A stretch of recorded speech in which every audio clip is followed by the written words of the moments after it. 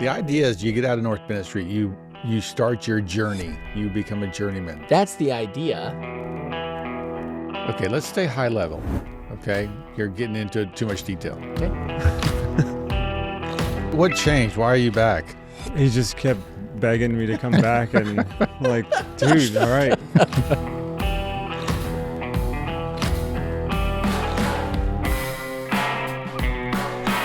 Welcome back to the Passion for Craft podcast. We are going to be talking about Brent's video on the columns, Corinthian column. What? Oh, no, we're doing that one first. Yeah. Oh, sorry. Get ready for another episode of the Passion for Craft podcast where we're going to talk about the column again. But we're going to do a comments thing, and that was going to be one of the videos. But we're going to talk about it in this video. Brent, you made a video, 6 ways the design of your house is being sabotaged. So I think this is a really big idea, okay? And I think this is a really important problem, okay, that's happening out there. And that, you know, if you watch me, you know that I think most of the houses being built today are ugly. I think that they are poorly constructed. I think that I can't understand why people use hardy. It's just all these things. And so, but what's happening? Why can someone, you know, come up with a cute design or a design they really like, and then it ends up on the street, and it ends up on they're about to move in. They're like, okay, this doesn't look anything like I hoped it was going to look. And I hear that a lot from the people that I do those Wednesday design things. Is just like, I've got this plan. I really don't like it. I don't know what's going on. What happened? I was reading this book called Pattern Language. And apparently the guy just died, Christopher Alexander. And he wrote a number of books about traditional building methods and things like that. This book is like, you know, 2 inches thick. And he says, don't read every chapter. Don't read everything I've written in here. He goes, you should be able to skim through this book in about 2 hours. So I was like, well, that's kind of refreshing. So I was just skimming through, reading a lot of pictures, a lot of things. One of his ideas is that when you build a house, so many things like code, like designers end up changing the design of the house, and that the idea that you can come up with an architect or with, you know, by yourself or whatever, and then how it ends up gets changed a bunch of different ways. And I started counting all the different ways and thinking back on our building things, what happens. And the first thing is code, right? You have a plan, you take it to the city. No, that's not allowable. You need bigger windows in your dormer to allow for egress. You can't have the fireplace, you know, that close to the firebox. You know, it has to be 12 inches. Your railings on your porch need to be 42 inches tall. All of these different things that make a house ugly, and there is no historic precedent for. I understand of those things that are code based. I understand probably the egress thing, right? Don't want a kid trapped in a bedroom upstairs when there's a fire. There's ways around that. There's ways of working around that without having huge dormers, right? Fire pole in the kid's bedroom. A slide. Yeah. The fire escape on the side of Netting your house. around the window. Yeah. And so it's just, so that's just one. Code is one, right? And you've changed, you know, 4 things. Then you take it to the lumberyard, and your lumberyard, you have this beautiful federal door like we saw at Salem. They go, yeah, we can't get that. Okay, well, what can you? Well, we can get this one from Simpson. Well, what is it? Well, it's a fiberglass door. Yeah. And is it true divided light? No. Is it leaded glass? No. Is it, you know, elliptical arch with these trim? No. It's probably, is it true divided light? What does that mean? Yeah. Is it leaded glass? I don't know what that is. Yeah, true. So now your front door's changed, and then you're like, there's these windows that you have to, well, we can't do that window. All of a sudden, they are changing. They're taking little bites out of your design until, and then the electricians come in and they put the switches at 48 inches. Well, why'd you put the switch up here? Well, that's what we always do. Wait. Then you got you're supposed to have a wainscot in the room. They put the boxes every 6 feet. Now you've got to lay out your panels. And so you've got these electrical boxes right in where trim goes, and then some ding dong runs his trim around it, so it highlights the electrical outlet, and you're just like, what are we doing? All of a sudden, all of these things are happening, The plumber does it with the way his nozzle comes out the baseboard, that you have to cut your baseboard to make this huge little attractive thing so that the escutcheon can go on the pipe that's coming out of the wall. Yeah. None of these things were planned. None of these things were drawn up anywhere. The subs and the carpenters are inventing new ways to overcome these things, and they're coming up with because they have to Jacksonville ideas that then they show on Instagram. Hey, look what I did with my trim, and you're just like, what are we doing? Yeah. But then you read the comments of those where the piece goes around the plug and people are like, oh, it's sick, and that looks good. And I'm just like, I mean, you did a good work at it, but I think it's funny because there's two different things that you could be posting about with something like that. It's like the beauty of it is one of the things that you can be posting about, or the innovation to overcome a problem, like the problem solving. And it's like, you're almost more proud of the problem solving but realize what they're doing is they are overcoming something that should have been planned for. Right. Okay. And one of the things I talked about with my team on the building side is we're going to deliver a set of plans when we ultimately come up. We're talking about those house kit plans. Our kit plan set will probably be 40 pages. Okay. 25 to 40 pages. A typical plan for a thing is 8 to 10 pages. We're going to be, why? So that stuff like this doesn't happen.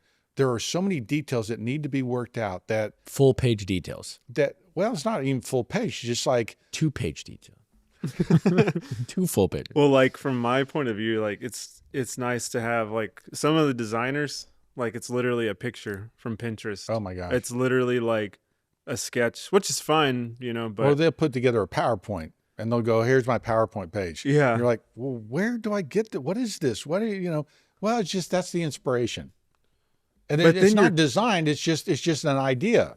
Well, like from like the craftsman point of view, now I'm calling the PM every 10 minutes because I need like every little decision made. Because God forbid I make a decision that they don't like, then I'm getting blamed for it. Whereas if I have like a 40-page thing, and I could say, oh, I see that he has the outlet and the base. And the plumber, and the plumber goes, oh, I've got to have my pipe coming out at 3 inches, not at 8 inches, so that it doesn't run into the base. And you're just like, yes. Can I ask a logistical question? Because you guys, y'all have got really good perspectives because you're coming from the home builder side, plans, everything else.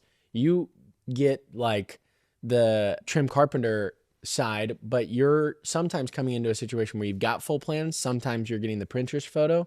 What we've been taught in school is that there's going to be, the plumbers get right of way first. The plumbers have to have everything on a slope. So when the house is framed and everything's like about to be going in, the plumbing goes first. And so the plumbers finish at the house, and then the electricians come in, and then the carpenters come in. Is that like... We have HVAC. Is that the order of operation? And is that kind of how things get screwed up? No, I mean, I wouldn't say that. I mean, on our jobs now with the city of Fort Worth, you have to have engineered drawings for electrical, plumbing, and HVAC. Because what would happen is you would have a vent, right in the middle of a doorway or something like that. You're just like, this can't go here. Yeah. Or you'd go to put your plumbing pipe in and there'd be framing right there. Well, apparently that's what they're saying. Well, what happens though today with BIM and Revit and all these different things is all of those things can be laid out in the plan so that everything works out. So that that plan, before it gets sent to the lumber yard, before it gets sent to the carpenter, before it's all worked out. It's done. And so those things, you don't have to let the plumber go first because it's all been engineered and figured out. That's the direction we're going. I remember I talked to you guys about that architect who was telling me that his role as the architect is almost going away because of Revit and because of BIM, Building Information Management Systems. And basically that instead of sending everything to the architect and letting him collate, because of a BIM system or a Revit system where everything's 3D and everything's done, the HVAC guy pushes his stuff. Everybody drops their basically engineering into one place. The builder works it out, and then they send it off. And the architect's kind of, what am I doing here? And so his role as kind of chief designer, organizer, putting all that stuff together is going away to back to your point, it's not as important as it was. And I don't think those rules necessarily apply anymore. Would you say that? I don't really know that side of it. Yeah. Like everything you're saying, I honestly haven't had any experience with it. Because you're showing up after all that, after drywall's done. Yeah. Yeah.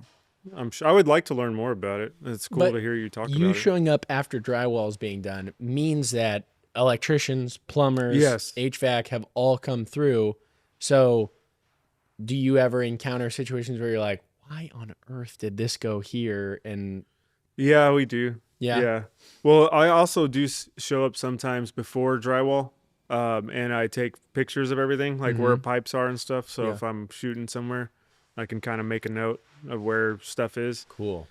But yeah, I mean, I think that's just every house is probably going to have little things that Yeah. pop up, you know? Yeah. Can we just all agree, okay? And for all you guys who'd actually listened out there and are trim carpenters, that you will never, ever, ever run trim around an electrical outlet again. And so that you've got this wonderful paneling going around the room, and that you've cut out and expressed the electrical outlet. Is that what it does? It expresses it? Yeah, more it than- just highlights it. It's Yeah. like you've put a shiny, neon sign said, "Look at this outlet. Look at this outlet." So the alternative is what? Move the outlet. You move the outlets. you lay out the outlets so they either sit in the middle of the panel or sit in the baseboard, which is what we've. Yeah, move to. I Move saw to. your You know- video on cutting the baseboard. You had the jig made to where you Oh, could cut yeah, the outlets yeah. into the baseboard. Yeah, so I got a lot. So that video actually blew up. It got like 1.2 million Yeah, views or blew something. up. Did it really? Yeah, Yeah. about Nice. I took this, it was this cheap base and this kind of semi-custom home or whatever, but we made this jig that you drop in a router and you route out the outlet hole. What were the comments like? The comments why were did really, it do so good? No, the comments were like, I wish they were like that. Some of them were good, but a lot of them were like, you can't put outlets in the base because, what about handicapped people can't reach down there in their wheelchair? Or like, what if it floods? Then you have all this electrical issue. But I'm thinking like, aren't there like outlets in the floor? Floods. Yes. Like if you have a There flood, totally whatever. are. And then I asked an electrician on one of your jobs, I was like, hey, I got all these comments about like, I can't put outlets in the base. This was a project where every outlet was in the base because it looks clean. And he was like, oh, these are GFCI. We put outlets in the floor. He's like, those people are stupid. So That's interesting. I was like, I agree. Those people are stupid. But it was like, if I'm in my wheelchair, how am I going to get down there? I'm like, I don't know. well, I- that reminds me of that article, that kind of hate that I got when I did that article for the misused and abused chair rail for JLC or for Yeah, you got this is roasted. carpentry. I mean, the people coming out of the woodwork saying, "How could you ever be the chair rail at 30? It's always 36, and you always measure the back of a chair." Yeah. I'm like, never in all my years. Well, I remember have I in- ever measured the back of a chair. I remember in the Palladio's book, he talks about measuring the back of the chair. Because that's where it would come from, right? He's like, pull the chair up to the wall. And I had to explain to people, I go, it was never called a chair rail originally. It was called Surbase. Yeah, a surbase or a dado or a wainscot. And it's just not a chair rail. And so Is that a lumberyard invention, chair rail? I don't know. I'd have to go back and look and see when it starts getting called chair rail. What are you doing, Jackson? I found like AI has been doing a really good job with why are you laughing at that? Yeah, I can't wait for this. He's actually scrolling TikTok while we're Well, talking. no, it was on Twitter, and I saw this thing where this guy was like, architects are next in terms of AI, like taking over their field. And so I just wanted you guys to be able to see what a well-planned architectural drawing by Google Gemini looks like. Because it's really Did impressive. you just prompt it? No. Oh. It was on Twitter, and this guy was saying, "Watch out, architects! Your jobs are going next." And I just thought the planning they didn't do. It wasn't like a full set of plans, but it was a plan view of a house, which I thought was really good. Anyway, What is that thing in the bottom right? so okay, you got to give it a little bit of grace. That is an elevation view meeting the plan view. They couldn't figure out that it was supposed to be a plan view the whole way down, so it started doing an elevation. We of give the it side of no the grace. house. No. So just ignore it. How do you get in the house? Well, it's from those massive accordion glass doors on the south side. that don't open. Well, they do open. That's showing like the elevation. It'd be of it. nice to see that the doors open. What's a coat bath? I never heard of that one before. Coat bath with You go bathe your coat in there. with 2 sinks in What there, is or is that a bidet and a toilet and a sink in there in the coat bath? Huge walk mini closet is pretty interesting. Tile floor. Huge walk mini closet. Look at the design of that powder room. Well, I mean, who wants to go in there? It's like Yeah. the size of a closet, and there's a toilet stuck over in the corner.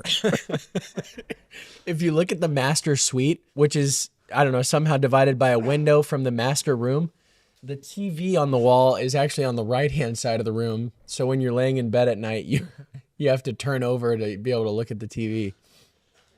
And the bed's in front of a window. Yep.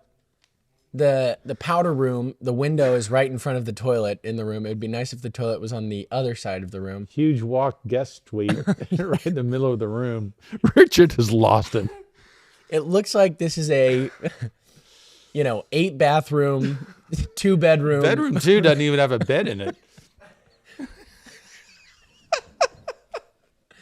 There's 6 sinks in the great room. So there's a sink. Look at the ceiling. There's a sink on the island. There's 2 2. bathrooms. 2 There are bathtubs. 2 bathtubs in the mudroom and laundry coat closet. I just thought this was awesome. So he said, "Watch out, architects." Look at the bedroom 4, full bath, and there's a sink in there. Well, and it says it's a Jack and Jill bath, so I don't know where the exit is to the Jack and Jill. You got a closet with 3 sinks and a closet with 1 sink. And then the guest bath with man. a sink and a toilet. I think it has a urinal on the wall. Did Jack and Jill have a sibling there? Anyway, I Gourmet- just thought this was hilarious. Gourmet kitchen in the middle of that space. Yeah. That- The gourmet kitchen with nothing. There's not a single cabinet. There's not a single. I think you architects are pretty safe for now. I think y'all are good. Yeah, I responded to the tweet and I said, you just told me that I have job security. No. Thanks for the job security. I love the main foyer right there. Just right above the coat bath. Yeah. There's That's pretty good. small main Imagine foyer. how like sore your neck would be watching TV. You're like laying in bed like that. I love the huge really- walk guest suite on the right side. Anyway, I just thought that was great. You know, this is like, have you ever bought something like super ultra Chinese on Amazon? Yes. And, like you get the pamphlet and it's like does not make sense. Yeah, it does look like they've done an AI prompt in another Yeah. language and then done Google Translate to English, and that's how a lot of these words have come up. Which is I pushed it away. I'm sorry.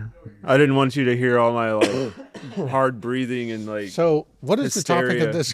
What are we talking about? We're Sorry, talking about. Oh, we're Oh, gonna. you we're changed- just talking about plans and how Oh, okay. the architects Yeah, are coming. right. I just wanted to show. I thought, Well, Yeah. one of the things I think that stands out to me is like, I won't say any names, but you battle some designers I've saw on jobs, and you lose sometimes because people talk about the fighting. Like I've actually seen you fighting, like not. Well, the physically, trim but- on the ranch house, right? I mean, she that designer wanted that. I wasn't all- gonna say any names. But Yeah, she wanted that. It should have been trimmed out. she got her way too. Yeah, and yeah, I've talked to that homeowner, and she's a very strong-willed designer. I feel like part of the reason I'm not fighting her is because the ethos and the feel and the design of that thing has been accomplished, and she's fighting over silly things in my mind. So I'm just like, we still can have it. Yeah, you can have it. I'm just not. That's not worth fighting over. But other things are, and so anyway, she's yeah. No, there's another one, and you're like,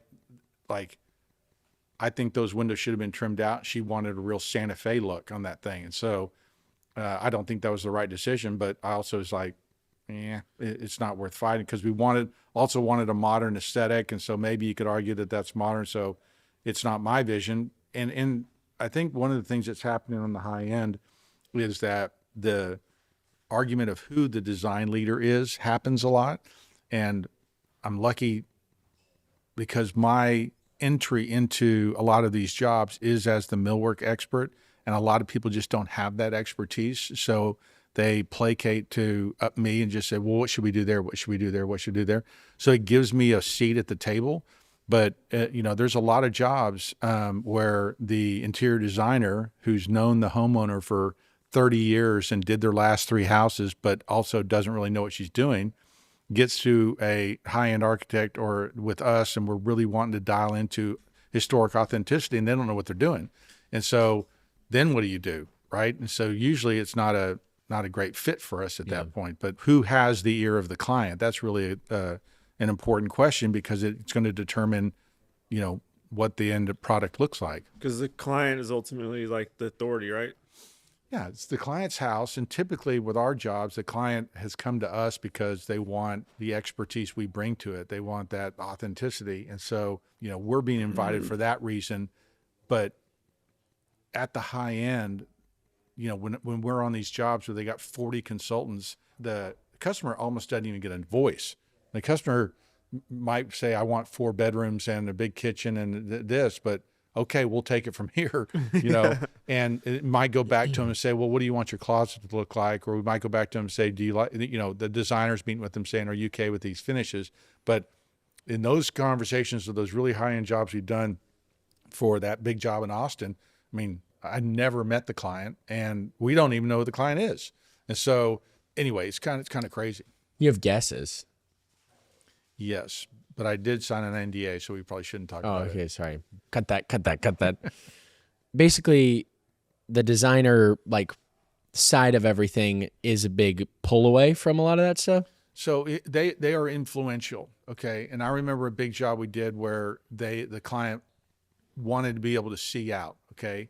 And this is another fight that I think I would fight for this thing. They'll look at it and say, I don't want to see any mutton bars in my windows. I want to be able to see out and see. I said, I understand what you're doing, but realize that screws up the look of the outside of this house. Mm-hmm. And one ranch job, which was meant to be antique and old, I really wanted window panes in those upper windows that were 4x4 or 3x3, really small. And they were like, no, you're not gonna be able to see out. And I was making that decision based on how I wanted it to look. When you looked at the barn, when you drove up, I wanted it to look like it was, 200 years old or 100, 150 years old. When you broaden that, when you make it bigger, when it becomes a 2/2 or a 1/1, it changes that time period of when that should have been built. And so on the backside of that house, we had much bigger panes, but I fought for panes because there's such a proportioning system. There's such a time dater. There's such an important element that has to be considered. And so that's a fight.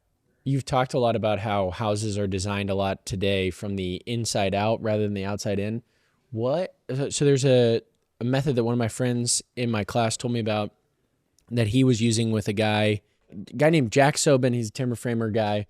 Big fan of timber framing. And I guess, so Jacob was telling me he took his class from him, and they did this thing called a bubble plan, bubble design, bubble tool, where essentially you go, what rooms do I want in this house? And each room gets a bubble. So I want a family room, I want a bedroom, I want a bathroom, and you draw connections between all of them, and you change the shape and how big the bubble is going to be, and then you draw the house around that. Is that a good design tool? Have you heard about this? This sounds like a nightmare. Really? Yeah. Interesting. One, to design rooms as bubbles, right? Well, you start there, and then you start to put form and factor around it afterwards, I guess, to know how much space to apportion to each room. I suppose that's an exercise you can do, but it wouldn't be a design lead exercise. It wouldn't be this is the first thing I'm going to do. Yeah. He's like, that's something it you wouldn't could be do. It wouldn't be a tool that you say to your... I would never do it, but you could. It wouldn't be a tool that you give a client, per se, to just say, show me what you want, and then we'll do that. Okay. Yeah. No. Oh, it's going to screw everything up. I want that on a soundboard. Every time. You just... I mean...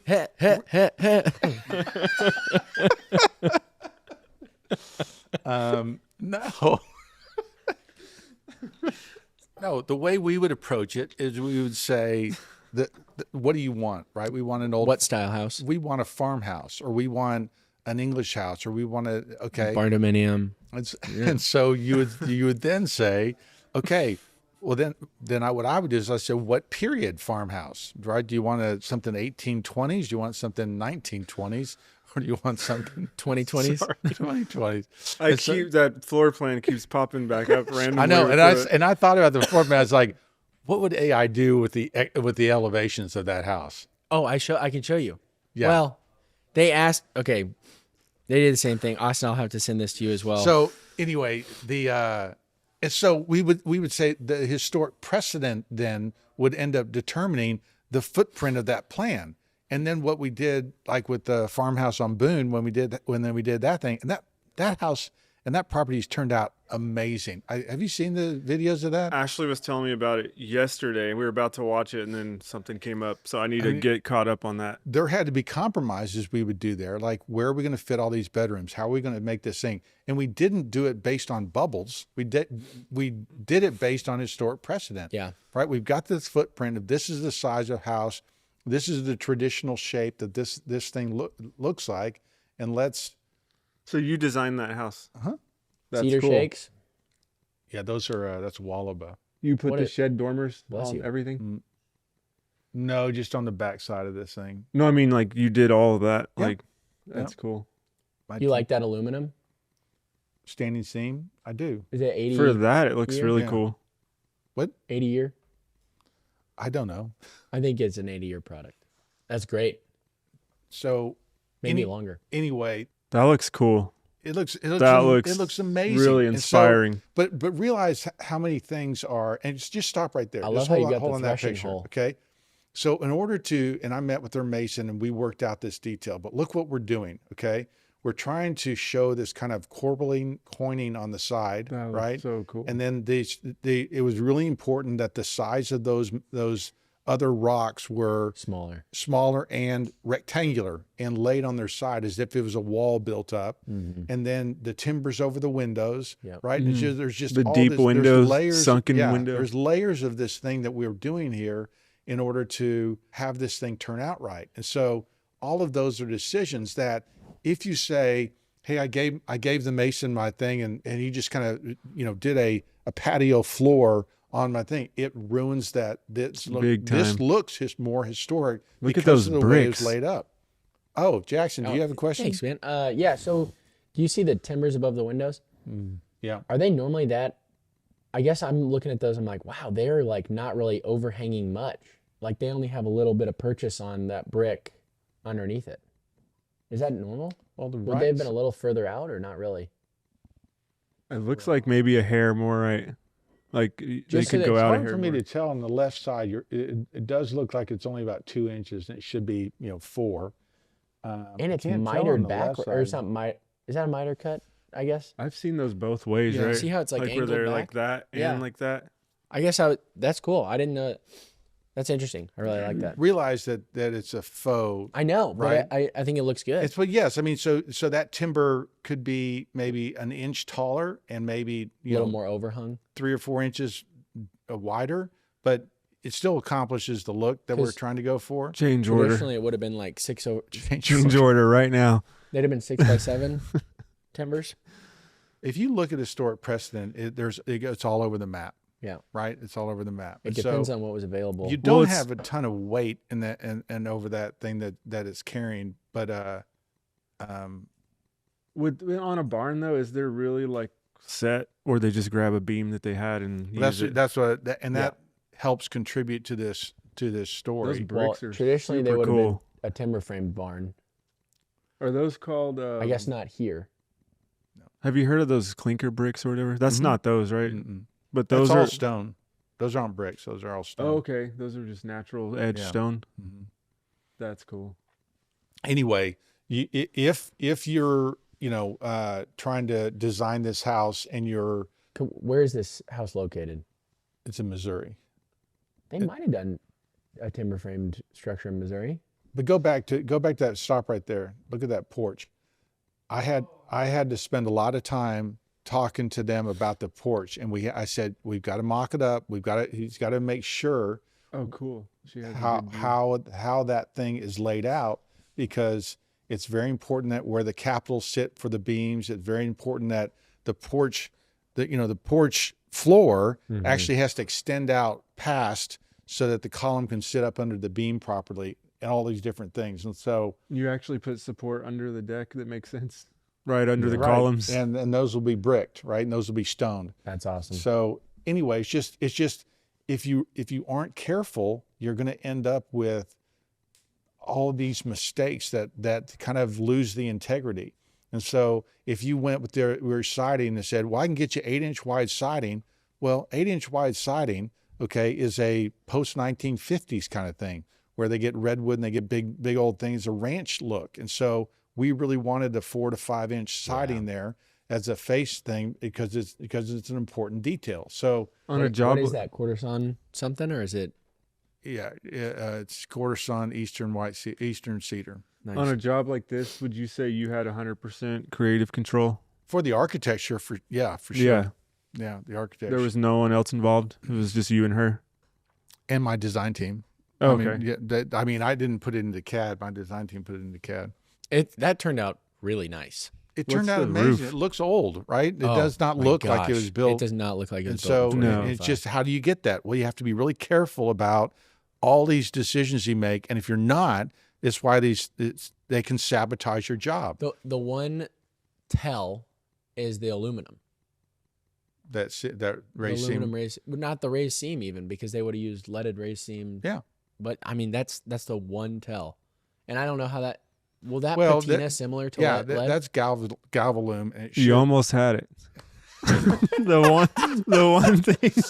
My son, the apprentice, has come in and said, "Nearly did it, Dad, but you screwed up there." No, I'm Yeah, not. no, saying I it like- heard what you're saying. I'm not Yeah, saying it like yeah, that. whatever. I'm like, We're so close.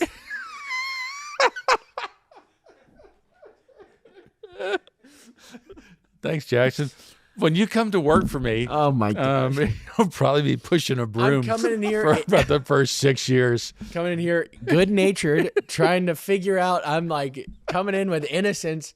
So if I'm trying to figure out when this house is built, what would I look for? I don't know if I could even tell. I think I would go, and then I'd be made fun of. Like holding the you know? broom, like that's wrong. As you're sweeping.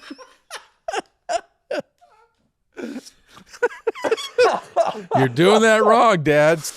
Oh my god. Hey, you might want to. I'll get back to that.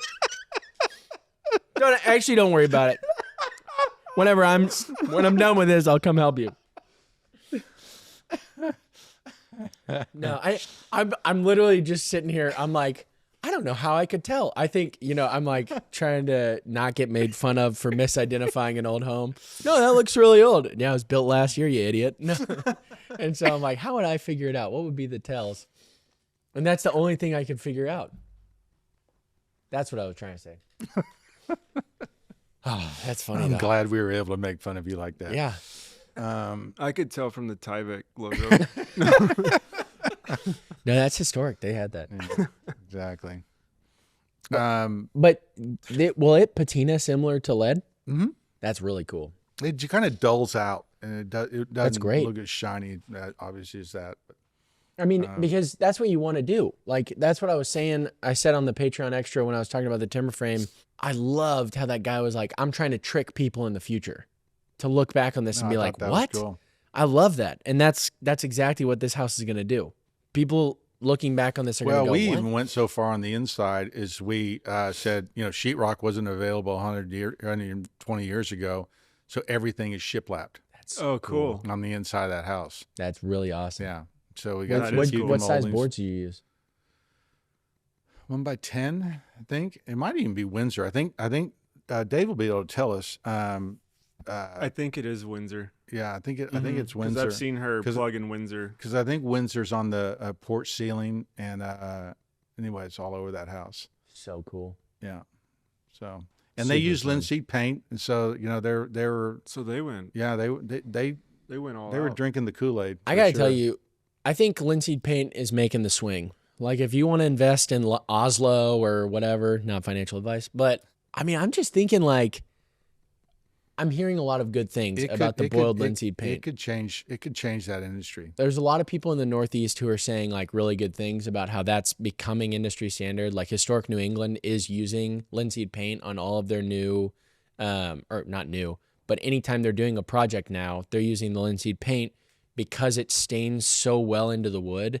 And then to revitalize the color and everything, to brighten it back up, you just hit it with linseed oil again. It's amazing. So the treatment, the care process for a organization like Historic New England, who needs to pay hundreds of thousands of dollars to do a paint job on an old house every 10, 20 years with it has a longer before you have to repaint it, and it's even the care factor to just not even repaint it but just hit it with a touch of linseed oil, that's cheaper than using paint, and it revitalizes and protects the and Miko pigments. Bruns was saying my whole thing is the reason we use good wood is because, and we may have said this on the podcast before, but the reason we use good wood is because things don't get painted, things don't get taken care of, and that is the one safeguard I know. Miko's thing is like, you can actually use much cheaper wood because my paint is going to allow it to breathe and dry out so that it doesn't rot.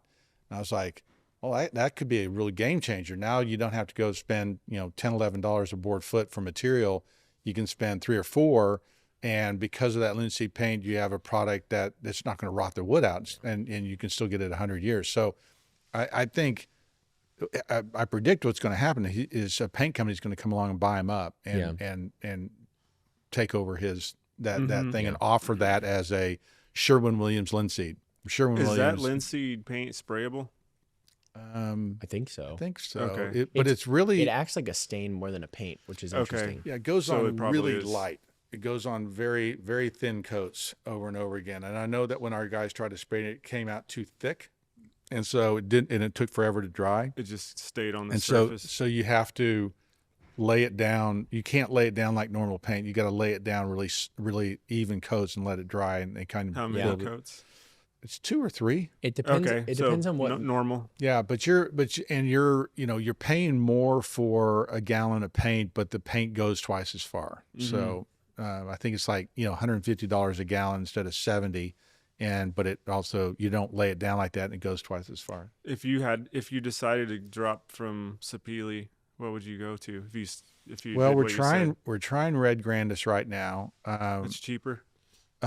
Like Sapele, when we were buying it, was $3 to $4 a board foot. Now it's like 9 or 10. It's like 9, yeah. And so I think that Red Grandis is 3 or 4. We have been trying it. We offer it to people as like, this is a good wood and it's cheaper and it can save people some money. Yeah, I predict that there's going to, probably in the next 5 years, there's going to be some woods that come out that are going to make, the plastics go away. Mm-hmm. I would love to see that. Yeah. Well, then the other thing with the linseed that'll help kind of with that process is I think the paint going a longer time is better, but they're trying to get the dry time lower on linseed oil paints, and that's one of the harder things, the harder sells, I would say, because if you're in a windy area or cold, any of that stuff just affects the dry time up to 2 weeks. It's like a long open time. So that's the hard thing. But from an interior standpoint, because I used to paint a lot and spray a lot. If you use balsam turpentine with it and pigment and boiled linseed oil, it dries pretty quick.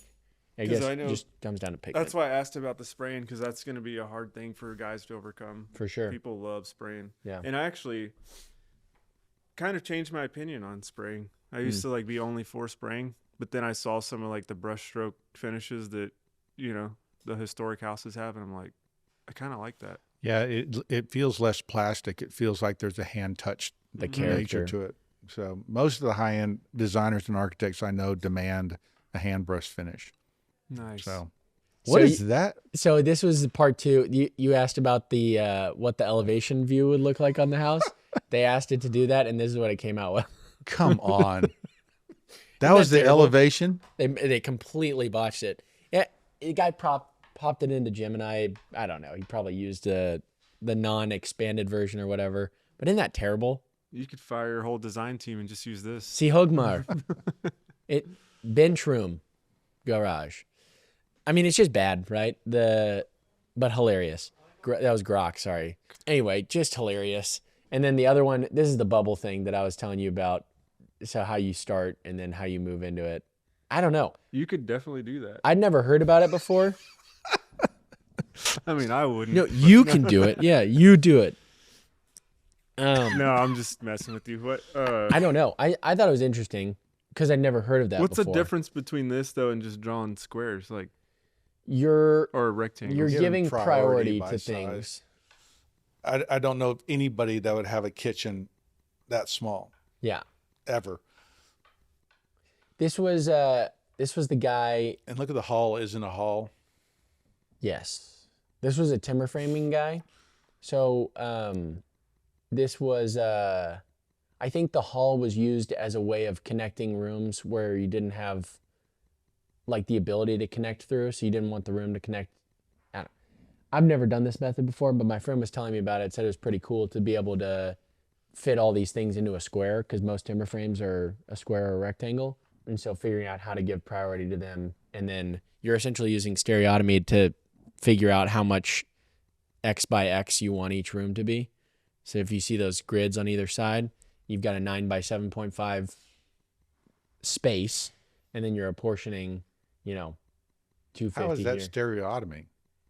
That's how stereotomy works. Like you take the two things, you overlap them together, and then you end up with a new thing. It's not stereotomy, but it's like I get too much in the weeds on it. But you remember you have the two axes and they come across. I know. I Yeah. just am trying to. It's a grid. The grid's probably a better way of saying it. Anyway, just thought it was interesting. So, I mean, just to close out this thing, I want you guys to realize that when you come up with a plan, how many times it gets changed and how many decisions get made that what happens, you go inside this house and go, well, now what do we want the trim to look like? Or now what do we want the floors to look like? And you end up making these decisions independent of this overall plan. And you can think, well, we made a great decision about the floor. Yeah, but it doesn't match anything else, right? Yeah. So You're making it in real time too, and yeah. kind of when people are frustrated, just do that. you Right. know? And then the last thing would be budget. And because, the homeowner gets frustrated and then they go, there's so many decisions to make. Well, what can I afford? And then they look at it and go, okay, well, I've got $350 a foot for flooring. Is that good? No, that's not good at all. And so you Like can, $3. Yeah. Oh yeah. so it's just You need like, 350. yeah, exactly. So it's just, then budget ended up driving the design and you end up with this ugly house and you don't know how you got there, right? And just like, this wasn't what I intended. This wasn't what I was trying to do. And you're just like, well, I guess this is what happens. The buyer's remorse on that's got to suck. Yeah. Oh my gosh. Well, so you said the why. Why does your thing get changed? How do you stop it? You have a full set of plans and a full, like most people don't have a 40-page set of plans. No, or a design ideal. Okay. They're not designing to anything. Like when I say colonial revival, at least there's a design ideal. If you're building with bubbles, right, there's no design ideal. It's just that is a functional way of putting the design together. And so if it's all about function, if you were literally sitting down and going, I want a big living room that opens to the kitchen, I need 4 bedrooms, you don't have a design ideal. You've talked function. Yeah. And so there's no design ideal. And so then they go, well, let's do something traditional. Okay. Well, okay. What does that mean? Does that mean columns? Does that mean plating window? What is that? Shutters?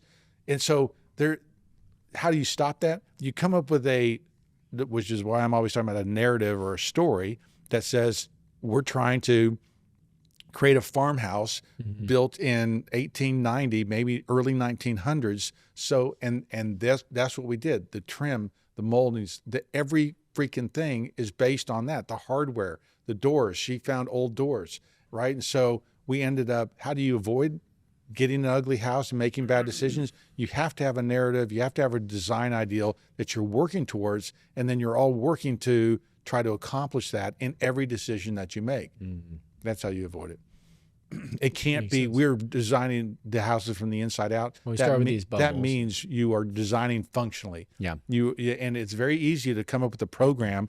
I need 4 bedrooms. I need a big kitchen. I need a living room. I need a back porch. Okay. That's all function. Mm-hmm. That isn't look. It sounds like you're trying to do something like this. And so you end up with modern farmhouse. What does that mean? Well, I guess it's going to look like a farmhouse on the outside, but that's modern. It's going to be for us today. Mm-hmm. Well, that's why a lot of these houses look so freaking ugly. Yeah. There's no design idea. Yeah. Well, cool. Makes a lot of sense. I'm glad you got that off your chest. No. Well, in our Patreon extra, if you want to become a patron, get an extra 10 minutes or so tacked on to the end of each episode, we talk about one of Brent's videos that he had to take down because it was too controversial. Some hot mic moments. Hot mic. So stick around if you want to check that out.